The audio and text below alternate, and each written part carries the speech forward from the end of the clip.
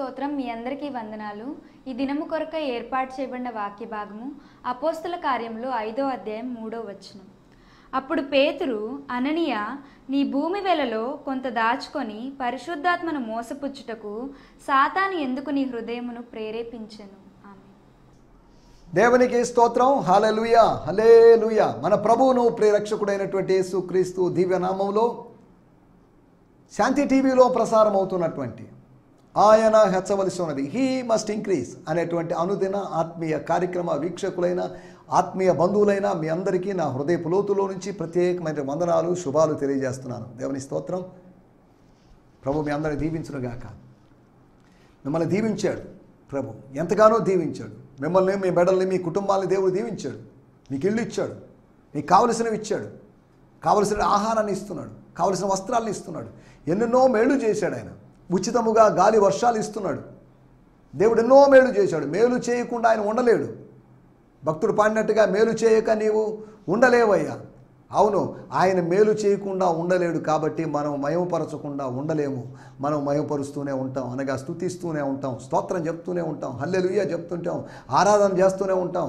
ఆరాధన అనగానే చర్చిలో 4 పాటల తర్వాత జరిగేటువంటి 10 నిమిషాలు 15 నిమిషాలు తతంగమని, డ్రమ్ము వేగంగా వాయించేటువంటి తతంగమని భావించొద్దు. మనం స్తోత్రం చెప్తున్నాం. స్తోత్రం, హల్లెలూయా. ఈ మధ్య కాలంలో నేను ఒక పుస్తకం, చక్కటి పుస్తకం చదువుతున్నప్పుడు మనం ఈ స్తుతించడం యొక్క ప్రాధాన్యత గురించి దైవజనులు డాక్టర్ బిల్ హ్యామన్ గారు చక్కగా వ్రాశారు. వారు గొప్ప దైవజనులు. వారు ఇప్పటికీ సజీవులుగా ఉన్నారు. సుమారు 80+, అనగా 88 సంవత్సరాల వయసులో ఉంటారు వాళ్ళు. వారు 65 సంవత్సరాలకు పైగా ప్రభు సేవలో ఉన్నారు. గొప్ప దైవజనులు ఆయన పుస్తకంలో గాడ్స్ వెపన్స్ ఆఫ్ వార్ అనేటువంటి ఆ పుస్తకంలో సంఘాల్లో స్తుతించడం గురించి, సంఘాల్లో స్తుతి కరువు అయిపోయినటువంటి ఈ దినాల్లో మనం స్తుతిస్తే గొప్ప కార్యాలు జరుగుతాయి. ఉదాహరణ, ఎరికో గోడలు కూలడానికే కారణం వాళ్ళ యొక్క ఇంజనీరింగ్ టెక్నాలజీ కాదు, వాళ్ళ యొక్క తెలివితేటలు కాదు, వాళ్ళు స్తుతించారు. స్తుతించినప్పుడు దేవుడు కార్యం చేశాడు. కాబట్టి మన కుటుంబాల్లో సనుగుడు కాదు, సనుగుడికి విరుగుడు మందు స్తుతి. కాబట్టి స్తుతిద్దాం, స్తోత్రం చెప్దాం, హల్లెలూయా చెప్దాం. మేము పలానా డినామినేషన్ కాదండి. డినామినేషన్ నేను అడగడం లేదు. డినామినేషన్ దేవుడు అడగడం లేదు. దేవుడు నీకు ప్రత్యక్షమై, నా కుమారుడా పలానా డినామినేషన్లో ఉన్నావు కదా, ఆ డినామినేషన్ బయటికి రానో, నువ్వెందుకు ఆ డినామినేషన్లో ఉన్నావనో, వేరొక డినామినేషన్లో చేరమనో, కొత్త డినామినేషన్ నేను సృష్టిస్తానని దేవుడు చెప్పడు. డినామినేషన్లకు అతీతంగా మనం దేవుణ్ణి స్తుతించే వాళ్ళుగా ఉండాలి. దేవుని స్తోత్రం. కనుక దేవుని స్తుతించాలి అని చెప్పడానికి ఉదాహరణ చెప్పాను నేను మీకు. ఈ విషయాలన్నీ చెప్పాను నేను. స్తోత్రం చెప్పాలి. మన నోట్లో ఎప్పుడు స్తుతి గానాలు ఉండాలి. స్తుతులు ఉండాలి కానీ బూతులు ఉండకూడదు. నిన్నటి ఎపిసోడ్లో ఐక్యత గురించి మనం మాట్లాడుకున్నాం. ఐక్యత ఉండాలా వద్దా అదే అని ఒకవేళ ఎవరైనా అడిగితే అది పిచ్చి ప్రశ్నగా మనం భావించవచ్చు. ఐక్యత ఖచ్చితంగా ఉండాల్సిందే. Unity is a necessary thing. That's a necessity in the body of Christ. సహోదరులు ఐక్యత కలిగి నివసించుట ఎంత మేలు, ఎంత మనోహరం అని 133వ కీర్తనలో కీర్తనకారుడు ఎప్పుడూ చెప్పాడు. ఆ మాట చెప్పి, ఆ మాటలో చెప్తున్నప్పుడు అక్కడి సహోదరుల మధ్య ఐక్యత లేదేమో, కానీ రాబోయే దినాల్లో భవిష్యత్తులో ఉన్నటువంటి సహోదరుల మధ్యలోనే ఐక్యత ఉండాలి అనే ఉద్దేశంతో చెప్పిండొచ్చు. ప్రొఫెటికల్గా ఉన్నటువంటి యూనిటీని గురించి ప్రవచనాత్మకంగా చెప్పబడినటువంటి ఒక అద్భుతమైనటువంటి చిన్న కీర్తన అది. దేవుని స్తోత్రం, హల్లెలూయా, స్తోత్రం. సమయంలో మనం నిన్నటి ఎపిసోడ్లో నుంచి ఐక్యత గురించి మాట్లాడుకున్నాం. 4 కుటుంబాల్లో ఉన్నటువంటి ఐక్యత. 4 కుటుంబాలు ఏంటి? బైబిల్లో చాలా కుటుంబాలు ఉన్నాయి కదా, అన్ని కుటుంబాల గురించి మాట్లాడలేము. 4 కుటుంబాల్లో, అనగా అపోస్తుల కార్యములు బుక్ ఆఫ్ యాక్ట్స్లోని 4 families. In the last episode we studied about the unity among the 4 families in the book of Acts.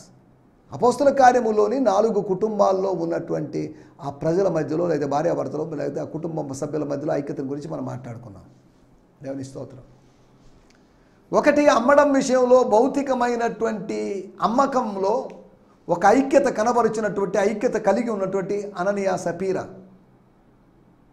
వాళ్ళ ఐక్యత ఆశీర్వాదకరంగా మారలేదు, వాళ్ళ ఐక్యత అనర్థంగా మారింది.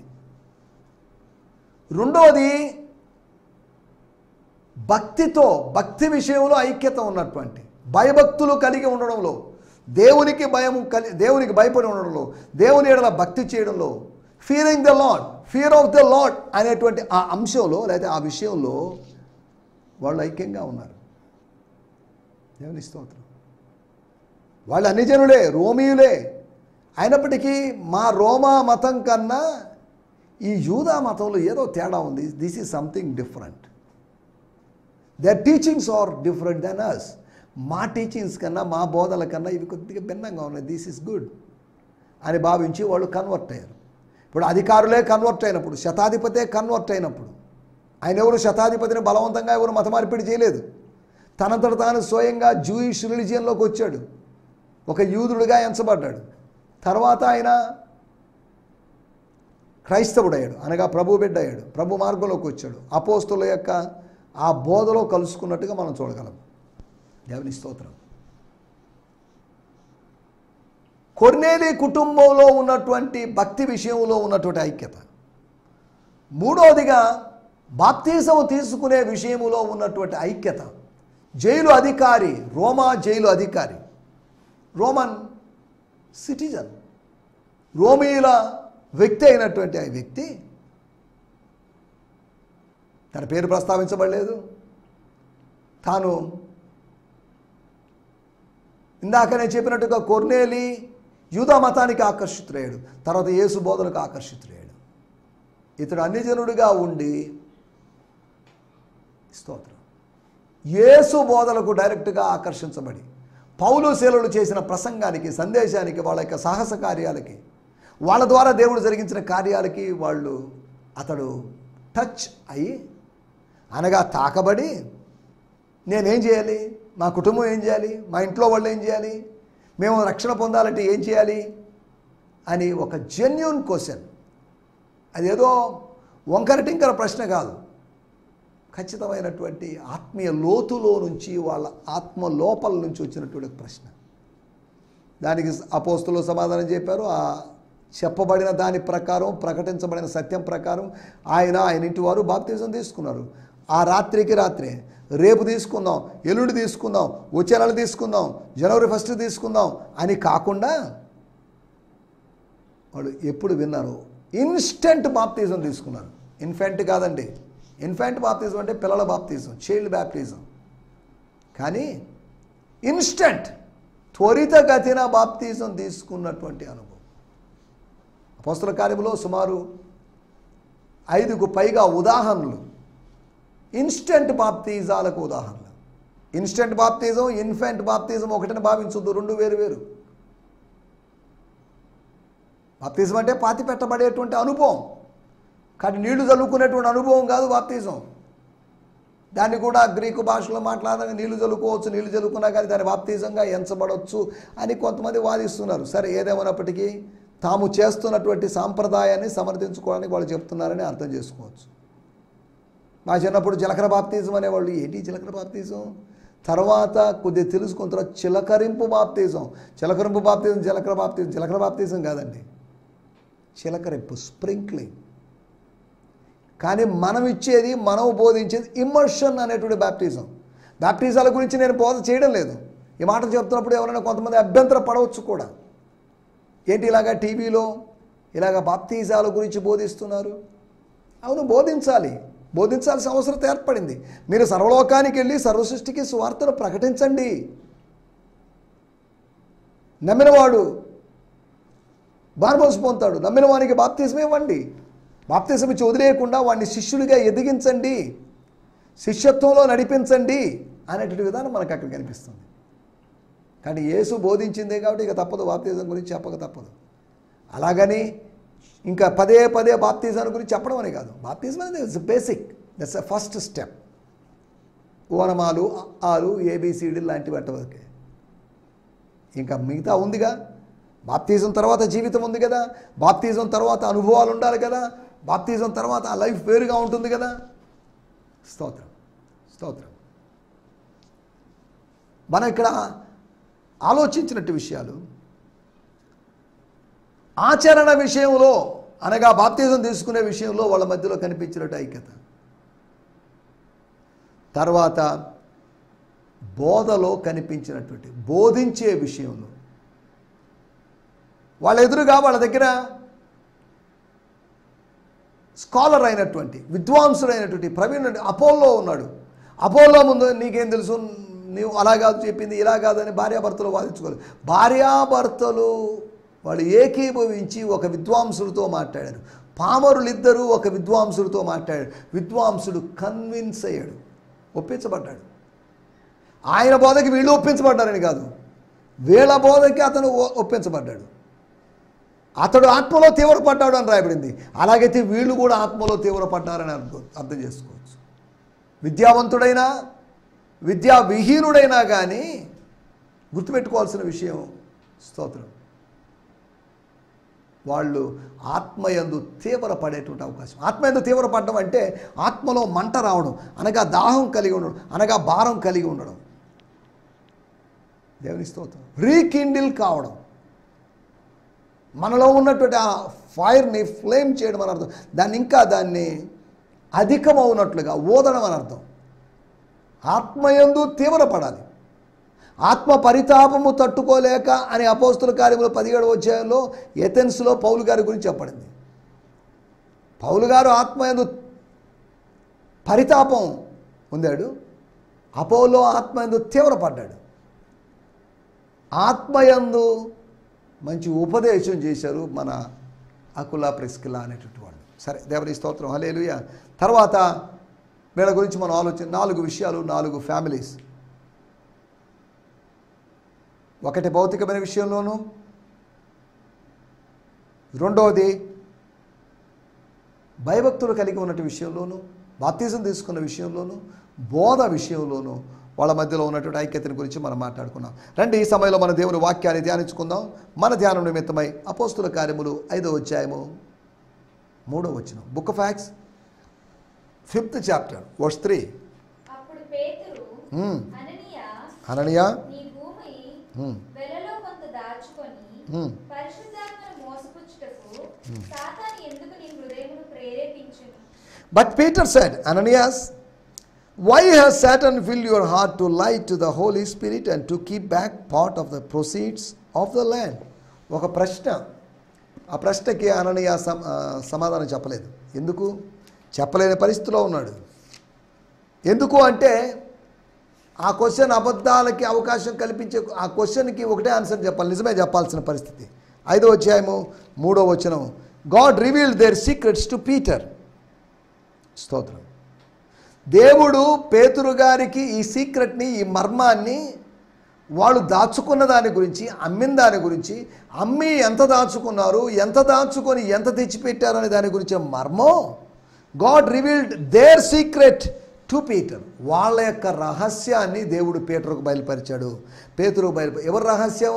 అననీయ సపీరాల మధ్యలో జరిగిన అబద్ధపు లావాదేవీ, అన్యాయపు లావాదేవీని గురించినటువంటి ఆ విషయము, ఆ రహస్యం, ఆ మర్మము పేతురు గారికి తెలిసిపోయింది. ఎవరో చెప్తే తెలిసింది కాదు, పరిశుద్ధాత్ముడు. So he said to him, Ananias, why did you let Satan fill your heart and make you think you could lie to Holy Spirit? You only pretended to give it all, yet you hid back part of proceeds from the sale of your property to keep yourselves. అంటే స్తోత్రం. You pretended to give it to all. అందుకి లేదా మొత్తం తీసుకొచ్చిన మొత్తం total ప్రాపర్టీని sale చేసి దాంట్లో వచ్చినట్టు ఫుల్ అమౌంట్ 100%ని ఇస్తున్నట్లుగా నువ్వు నటించావే. ఏంటి నటన? ఈ నటన అవసరమా? ఇస్తున్నట్టు నటన ఏంటి? పరిశుద్ధులారా, దేవుని బిడ్డలారా, ఈ మాటలు వింటున్నట్టు దేవుని బిడ్డలారా, ఇస్తున్నట్టు నటన ఉండకూడదు, ప్రేమిస్తున్నట్టు నటన ఉండకూడదు, కార్యాలు చేస్తున్నట్టు నటన ఉండకూడదు, పాడుతున్నట్టు లేకపోతే అర్థం చేసుకుంటున్న నటన ఉండకూడదు. నటన పనికిరాదు, నటన మనం చేయకూడదు. That's not our duty. మనం నిజంగా జీవించడం, లేకపోతే ఉన్నది ఉన్నట్లుగా జీవించడం మనం చేయాలి. కానీ we are not called to pretend చేయడానికి మనం పిలవబడలేదు. లేనిది ఉన్నట్టుగా, ఉన్నది లేనట్టుగా, ప్రవక్తలు కాకపోయినా ప్రవక్తలని, ఆత్మీయులు కాకపోయినా ఆత్మీయులని, అపోస్తులు కాకపోయినా అపోస్తులని, యూదులు కాకపోయినా యూదులని, ఇలా మనల గురించి మనం నెగిటివ్గా చెప్పుకొని, వేరుగా చెప్పుకొని, భిన్నంగా చెప్పుకునేది మన పని కాదు. స్తోత్రం. చదువు వాడుక భాషలో కూడా మనం చదువుకుందాం. అపోస్తుల కార్యములు 5వ అధ్యాయము 3వ వచనం మన మూలవాక్యం. దానికి చదువుకుందాం. స్తోత్రం. అప్పుడు పేతురు అననీయ, నీ మనస్సులో సాతాను, అపవాది, సేటన్ ఎందుకు చేరాడు? వాడు ఎందుకు ఎంటర్ అయ్యాడు? ఎందుకు ప్రవేశించాడు? సాతాను ప్రవేశించడానికి, సాతాను నీలో నివసించడానికి నువ్వెందుకు అవకాశం ఇచ్చావు? Why did you give chance, or why did you open the door of your heart to Satan? చదవాలి. భూమి అమ్మగా వచ్చిన డబ్బులో పవిత్రాత్మను మోసం చేసావయ్యా. నన్ను మోసం చేసావని కాదు, యోహాను మోసం చేసావని కాదు, మమ్మల్ని అందరినీ మోసం చేసావని కాదు, పవిత్రాత్మను, పరిశుద్ధాత్మను మోసం చేసావు. You deceived Holy Spirit. ఎలా మనసు ఒప్పిందయ్యా? నీ మనస్సాక్షిని గద్దించలేదా? ఏంటిదంతా? పరిశుద్ధాత్మను మోసపుచ్చావా? పరిశుద్ధాత్మను ఎవరు మోసపుచ్చలేరు, దేవుని ఎవరు మోసపుచ్చలేరు, యేసుని ఎవరు మోసపుచ్చలేరు. కానీ ఇక్కడ రాయబడింది, స్తోత్రం, పరిశుద్ధాత్మను, అనగా పరిశుద్ధాత్మ పొందిన వాళ్ళు అని చెప్పబడినటువంటి ఆ ప్రజలను మోసగించావు. You deceived, you are a deception. నిన్ను నువ్వు మోసగించుకుంటూ, దేవుని సేవకులను మోసగిస్తూ, దేవుని మోసగిస్తూ, ఎంతమంది నేను మోసగిస్తూ గడుపుతావు? This is not good, this is bad, this is too bad, it's worse. నీ దగ్గర నుంచి నేను అననీయ ఇది ఆశించలేదు. మీ కుటుంబం నుంచి, మీ ఫ్యామిలీ నుంచి, మీది ఒక మంచి ఫ్యామిలీ అనుకున్నాను, బెస్ట్ కప్పులు అనుకున్నాను, ఆత్మీయ దంపతులు అనుకున్నాను. But everything is failure, everything is wrong. నా ఊహలు మొత్తం తప్పైపోయినాయి. ఈ కుటుంబం మీద ఎన్ని ఆశలు పెట్టుకున్నారో సంఘం మనకు తెలియదు. ఈ కుటుంబం మీద వాళ్ళైతే వేరే వాళ్ళు ఎవరైనా ఆశలు పెట్టుకున్నారో మనకు తెలియదు. వాళ్ళ ఆశలన్నీ నిరాశలుగా మారి, అపోస్తుల యొక్క ఆశలు నిరాశలుగా మారిపోయినాయి. ఆత్మీయుల యొక్క ఆశలు నిరాశలుగా మారిపోయినాయి. మనం మాట్లాడుకుంటున్న మాటలు, మన టైటిల్ ఆత్మీయుల అతిక్రమాలు. టైటిల్ భిన్నగా ఉందేమో. అన్ని జనుల అతిక్రమాలు అని కాదు, అందరి అతిక్రమాలు అని కాదు. స్తోత్రం. ఆత్మీయుల అతిక్రమాలు, అననీయ సపీరాల అతిక్రమాలు. అననీయ సపీరా అనబడిన వాళ్ళు యూదా మత ప్రజలకు ప్రతినిధులు. They are representatives of Jewish people. అంతేకాకుండా న్యూ కన్వర్ట్స్కి వాళ్ళు ప్రతినిధులు, అప్పుడున్న ప్రపంచానికి. స్తోత్రం. మన ఇక్కడ ఆలోచిస్తున్న మాట ఆత్మీయుల అతిక్రమాలు. ఆత్మీయులకు అతిక్రమాలు చేసే అవకాశం లేదా? అక్రమాలు, అతిక్రమాలు ఆత్మీయుల మధ్యలో కూడా ఉన్నాయి. అక్రమం చేయవాళ్ళారా, మీరెవరో నాకు తెలియదు. అక్రమము చేసేవాళ్ళు ఎన్ని అనుబంధాలు ఏర్పరచుకోవాలని ప్రయత్నం చేసినా అక్రమం చేసేవాళ్ళని దూరంగా పెట్టాలని, ఆమె దూరం పెట్టాలని దేవుడు అనుకుంటున్నాడు. అక్రమం చేసేవాళ్ళైనా, అతిక్రమం చేసేవాళ్ళైనా. స్తోత్రం. దేవుని స్తోత్రం. ఆత్మీయుల అతిక్రమాలు, అన్ని జనుల అతిక్రమాలు చెప్పాలని బోలు చెప్పగలం మనం. కానీ ఆత్మీయుల, the sins of the holy people, the sins of the saints, or the sins of the church. మనం మాట్లాడుకునేది బయట వాళ్ళ పాపాల గురించి కాదు. బయట వాళ్ళ పాపాలను ఏలెత్తి చూపిస్తారు, మీరు ఫలాని పని చేశారు, లేదు మతపరంగా మీకు ఆ పాపం నుంచి విముక్తి కలుగు చేయలేదని మనం తప్పుటోళ్ళుగా వాళ్ళని ఎత్తి చూపించవచ్చు. మన చూపుడు వేలు వాళ్ళ వైపు చాపచ్చు. స్తోత్రం. ఆత్మీయుల యొక్క అతిక్రమాల గురించి, యెరూషలేములో జరుగుతున్నటువంటి హేయ కృత్యాల గురించి యెహెజ్కేలు గ్రంథము 9వ అధ్యాయంలో రాయబడింది. చూడాల్సిన అవసరం లేదు, అక్కడ మీ అవసరాన్ని బట్టి మళ్ళీ ఎప్పుడైనా, అనగా ఈ కార్యక్రమం తర్వాత మీరు చూడవచ్చు. దేవుని స్తోత్రం. హల్లెలూయా. ఆత్మీయుల 4 అతిక్రమాల గురించి మీకు జ్ఞాపకం చేస్తాను. ఒకటి 5వ అధ్యాయం 3వ వచనం మన మూలవాక్యమే కనుక చదువుకున్నాం కాబట్టి చదవలేదు. ఒకటి పరిశుద్ధాత్మను మోసగించడం, deceiving the spirit of God, deceiving the holy spirit. అపోస్తల కార్యం 2వ అధ్యాయంలో 4వ అధ్యాయంలో దిగి వచ్చి వారి మీద వాలినటువంటి, వారి మీదకు వచ్చినటువంటి స్తోత్రం అదే పరిశుద్ధాత్మ, అదే పరిశుద్ధాత్మ అనుభవం. ఆ పరిశుద్ధాత్మను మోసపుచ్చారు. మోసపుచ్చినట్లుగా మీరు వ్యవహరిస్తున్నారు. మీరు నన్ను మోసపుచ్చినా పర్లేదు, పేతురు నన్ను, యాకోబు లేదా యోహాను అనేది మమ్మల్ని మోసగించినా పర్లేదు, కానీ ఈ మోసం, this is too much, this is not good. స్తోత్రం. మనం ఆలోచిస్తున్నట్టు విషయాలు. స్తోత్రం. ఆత్మీయుల అతిక్రమాల గురించి. ఒకటి పరిశుద్ధాత్మను మోసపుచ్చడం. చాలామంది పరిశుద్ధాత్మను మోసగిస్తున్నారని నేను అనలేదు. పరిశుద్ధాత్మని యొక్క ఉనికిని గుర్తించకుండా, ఆయన సాన్నిధ్యాన్ని కోరుకోకుండా, ఆయన ఐక్యతను అర్థం చేసుకోకుండా. స్తోత్రం. హల్లెలూయా. పరిశుద్ధాత్మను మోసపుచ్చలేము, కానీ ఆయన్ని మోసపుచ్చడానికి, అనగా ఆయన మహాజ్ఞాని, దేవుడు మహాజ్ఞాని, దేవుడు ఎవరు మోసం చేయలేరు. స్తోత్రం.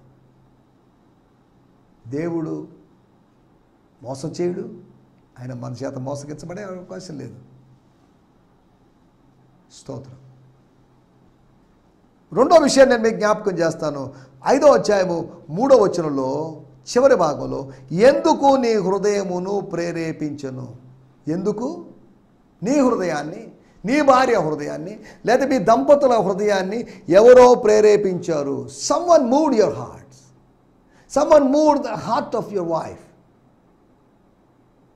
ఎవరో నన్ను ఎవరో ముట్టారు అని ప్రభు చెప్పినట్టుగా మిమ్మల్ని ఎవరో ముట్టారని కాదు, మిమ్మల్ని ఎవరో ప్రేరేపించారు. Someone gave some suggestions. స్తోత్రం. హల్లెలూయా. ఆత్మీయుల అతిక్రమాలు. ఒకటి పరిశుద్ధాత్మను మోసపుచ్చడం, రెండోది ప్రేరేపించబడడం. దైవ ప్రేరణకు లోను కావడం తప్పేం లేదు, కానీ దుష్ప్రేరణకు గురి కావడం, దుష్టుని ప్రేరణకు గురి కావడం, అపవాది ప్రేరణకు గురి కావడం ప్రమాదకరం. వాటి గురించి వచ్చే ఎపిసోడ్లో, ఆ తర్వాత ఎపిసోడ్లో, వరుసగా 2 ఎపిసోడ్లో ఈ ప్రేరణల గురించి, వాటి గురించి మాట్లాడుకోబోతున్నాం. దుష్ప్రేరణ, సత్ప్రేరణ గురించి మనం మాట్లాడుకోబోతున్నాం. స్తోత్రం. మూడోది అబద్ధం ఆడడం. దేవుడికి ఇష్టం లేనిది. దేవుడు అబద్ధం ఆడుకున్నాడు కాదు, ఆయన అబద్ధం ఆడడం లేదు కాబట్టి మనం కూడా అబద్ధం ఆడకుండా ఉండాలని. ఆయన నరహత్య చేయడం లేదు కాబట్టి మనం నరహత్య చేయకుండా ఉండాలని. ఆయన వ్యభిచరించడం లేదు కాబట్టి మనం కూడా, ఆయన అబద్ధ సాక్ష్యం పలకడం లేదు కాబట్టి మనం కూడా, అబద్ధ సాక్ష్యము ఆయనకి ఇష్టం లేదు. స్తోత్రం. హల్లెలూయా. మనం ఆలోచిస్తున్నట్టు విషయాలు. మూడో విషయం అబద్ధం ఆడడం, అనగా ఆత్మీయుల అతిక్రమం. చిన్న చిన్న దానికి అబద్ధాలు చెప్పేస్తాం, అనగా పెద్దవాటికి అబద్ధాలు చెప్పాలని కదా నా మాటలేక ఉద్దేశం. అబద్ధము మన నోట రానికూడదు. అబద్ధపు ఆత్మ అని ఒక ఆత్మను గురించి రాయబడింది, దురాత్మను గురించి. వాడు అబద్ధములకు జనకుడు, వాడు సత్యం చెప్పేవాడు కాదు. సర్వసత్యంలోకి ప్రజలు నడిపించబడుతున్నారు అంటే ఆందోళన చెందేవాడే, కానీ వాడు సత్యమునందు సంతోషించేవాడు కాదు. స్తోత్రం. నాలుగోది 5వ అధ్యాయము, అనగా అపోస్తల కార్యములు 5వ అధ్యాయము 9వ వచనం. అందుకు పేతురు ప్రభు యొక్క ఆత్మను శోధించుటకు మీరెందుకు ఏకీభవించితిరి? ఇదిగో నీ పెనిమిటిని పాతిపెట్టిన వారు పాదములు వాటితోనే ఉన్నవి, వారు నిన్నును మోసుకొని పోదురని ఆమెతో చెప్పారు. స్తోత్రం. హల్లెలూయా. మనం ఆలోచిస్తున్నట్టు విషయం, ఆత్మీయుల అతిక్రమాలు, అననీయ సపీరాల అతిక్రమాల గురించి వాళ్ళు అబద్ధం ఆడారు. ఇక్కడ రాయబడిన మాట 9వ వచనంలో, ప్రభు యొక్క ఆత్మను. 5వ అధ్యాయం 3వ వచనంలో పరిశుద్ధాత్మను రాయబడింది. ప్రభు యొక్క ఆత్మ, ప్రభు యొక్క ఆత్మ, పరిశుద్ధాత్మతో సేమే. యేసు యొక్క ఆత్మ సేమే. అపోస్తల కార్యం 16వ అధ్యాయంలో యేసు యొక్క ఆత్మ అని రాయబడింది. యేసు ఆత్మ వాళ్ళని పోనివ్వలేదు అని రాయబడింది. స్తోత్రం. కాబట్టి మనకు అర్థమవుతుంటాయి. స్తోత్రం. హల్లెలూయా. ఆత్మీయుల అతిక్రమాలు ప్రభు ఆత్మను శోధించారు. అరణ్యములో మీ పితరులు శోధించినట్లుగా, అరణ్యం శోధించలేదా? శోధించారు. అనేక మార్లు శోధించారు. శోధించి ఆయన లిమిట్ చేశారు. మాకు ఇవ్వగలడా, మాకు అనుగ్రహించగలడా, మాకు సిద్ధపరచగలడా అనేదాన్ని వాళ్ళు పలికినట్లుగా మనం చూస్తున్నాం. పరిశుద్ధాత్మను మోసపుచ్చడం, అంతేకాకుండా ప్రేరణకు గురి కావడం, అపవాది ప్రేరణకు గురి కావడం, అబద్ధమాడడం, నాలుగోదిగా ప్రభు యొక్క ఆత్మను శోధించడం. ఈ ప్రభు అయిన దేవుణ్ణి శోధింపవలదు, శోధించకూడదు. ఆయన టెంప్ట్ చేయకూడదు. మనం ఆయనకి సవాళ్ళు విసరకూడదు. పలాని తేదీలో పలాని కార్యం చేయి, లేకపోతే లేదు అని. ఆయన ఏ కార్యమని చేయకూడదు. ఆయన సార్వభౌమిక చిత్తము కలిగిన వాడు. స్తోత్రం. హల్లెలూయా. ఆలోచిస్తున్న విషయాలు, నా మాటలు ఇక్కడ ముగించేస్తున్నాను. ఆత్మీయుల అతిక్రమాలు ఇవేనా? ఉన్నాయి చాలా, ఇంకా కొన్ని కూడా ఉండొచ్చు. కానీ మనం ఆలోచిస్తున్న పరిశుద్ధాత్మను మోసగించడం, ప్రేరేపించబడడం, మూడోది అబద్ధమాడడం, నాలుగోది ఆయన్ను శోధించడం. స్తోత్రం. దేవుని స్తోత్రం. హల్లెలూయా. నా మాటలు నేను ఇక్కడ ముగిస్తున్నాను. ఆత్మీయుల అతిక్రమాలు, ఆత్మీయుల మధ్యలో అతిక్రమాలు ఉండకూడదు. అతిక్రమాలను అంతం చేసుకున్న ఆత్మీయులుగా ఉండడానికి ప్రభు మనకందరికీ సహాయం చేయనుగాక. ఆమేన్, ఆమేన్. హల్లెలూయా, హల్లెలూయా. అందరికీ వందనాలు. ఈ సందేశము మీకు ఆశీర్వాదకరంగా ఉందని నమ్ముచున్నాము. ప్రార్థనా అవసరతల కొరకు మమ్మల్ని సంప్రదించవలసిన మా చిరునామా గిద్యోన్ మిషన్ చర్చ్, 6వ వీధి, శాంతినగర్, నెల్లూరు 4, ఆంధ్రప్రదేశ్. పిన్ 524004. మా ఫోన్ నంబర్లు 7036443613 మరి ఒక నంబర్ 9392293010. మా ఈమెయిల్ ఐడి gfihmi2015@gmail.com. దేవుడు మిమ్మును ఆశీర్వదించునుగాక. ఆమేన్.